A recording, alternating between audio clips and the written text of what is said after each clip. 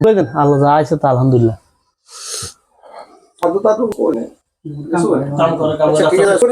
আলহামদুলিল্লাহি নাহমাদুহু ওয়া নাস্তাঈনুহু ওয়া নাস্তাগফিরুহু ওয়া নু'মিনু বিহি ওয়া নাতাওয়াক্কালু আলাইহি ওয়া না'লামু আন্না ওয়া সাইয়্যাতি আ'মালিনা মান ইয়াহদিহিল্লাহু ফালা মুদিল্লা লাহু ওয়া মান ইউদ্লিল ফালা হাদিয়া লাহু ওয়া নাশহাদু আন লা ইলাহা ইল্লাল্লাহু ওয়াহদাহু লা শারীকা লাহু ওয়া নাশহাদু আন্না মুহাম্মাদান আবদুহু ওয়া রাসূলুহু।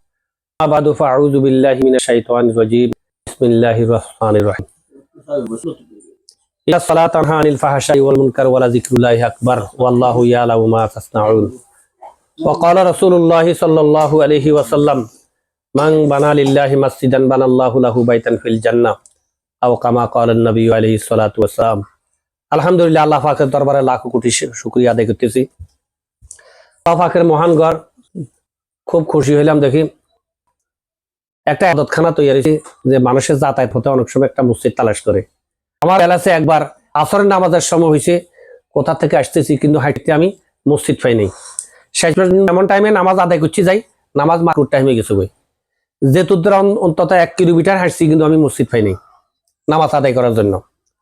এরকম হঠাৎ করে একটা লোক এখানে হয়তো আগন্তুক আসছে, তালাশ করতেছে। অনেক সময় মসজিদ আছে, আমরা কিন্তু বাহিরের লোক মসজিদগুলো কোথায় আছে আমরা জানি না। তো হঠাৎ করে হয়তো একটা লোকের নজর পড়ছে, নামাজের সময় হলো, সে একক হইলো নামাজটা তা আদায় করলো, কিন্তু তার পক্ষ থেকে আল্লাহ পাকের একটা হুকুম ফরজটা দায়িত্বের থেকে আদায় গেছে। এই সুযোগটাতে আমরা করে দিলাম, এটা বিশাল একটা সওয়াবের কাজ। আর হাদিসে আছে যে ব্যক্তি একটা মসজিদের ঘর নির্মাণ করলো, আল্লাহ পাকের একটা ইবাদতখানা তৈরি করলো, আল্লাহ তাআলা কিয়ামতের ময়দানে জান্নাতে তার এরকম একটা সুন্দর সাজানো একটা ঘর তৈরি করে দিবে তার জন্য। এটা আমরা একক কমানোর সময় আমাদের কারো পক্ষে সম্ভব হয় না। কারণ একটা কথা আছে বাঙালি ফবাদে 10 জনের 10 কিল, একজনের মুশকিল। একজনের দ্বারা কিছু হয় না, সবাই সহযোগিতা করছে, একটা কাজ হয়ে গেছে ইনশাআল্লাহ। ঠিক আছে, তবে সবচেয়ে উদ্যোগ নেওয়া, উদ্যোগ তৈরি জিনিস যে একজন একটা উদ্যোগ নিছে এবং আমরা সবাই তার কাজের সুযোগ দিই এবং সর্বপ্রথম সমর্থন জানাইছি। সমর্থন জানার পরে আমাদের কাজগুলো আস্তে আস্তে এগিয়ে যেতেছে, যার কারণে আমি এখানে আসছি আজকে 4 বছর। কিন্তু এই বিটিটা এমনি পড়িয়েছিল অনাবাদির মতন, এই কাঁচা পড়তো, গাছের পাতা ফুটা পড়তো, নামাজ পড়ার কোনো পরিবেশ ছিল না, উদিলা ছিল, ওযুর ব্যবস্থা ছিল না, নামাজের কোনো ব্যবস্থা ছিল না। যদিও কিন্তু আমাদের নিয়ত ছিল এখানে একটা ইবাদতখানা আছে, এখানে আমরা সবাই নামাজ পড়বো, কিন্তু ওই পরিবেশটা আমাদের ছিল না।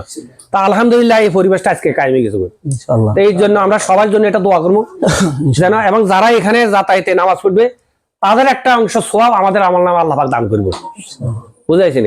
আর আমরা যেখানে উপস্থিত নামাজের সময় হয়েছে আমরা এখানে নামাজটা আদায় করবো। কিন্তু মসজিদ এলো একটা বিরান ঘর, আবাদত করলে কিন্তু মানুষের দরকার, মানুষ সবসময় যাতায়াত করবে আর এই ঘরটা আবাদ রাখবে।